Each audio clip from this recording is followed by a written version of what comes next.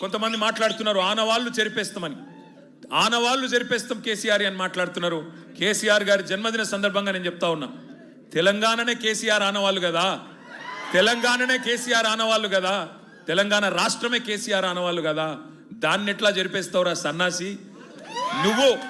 నువ్వు మమ్మల్ని ఎన్ని తిట్టినా, ఎన్ని బూతులు మాట్లాడినా ఒకటి మాత్రం వాస్తవం, ఆయన ఒక శిఖరం, నువ్వు ఒక శునకం. ఆయన ఒక శిఖరం, నువ్వు ఒక శునకం. నీ స్థాయి గదే, నీ బతుకు గదే.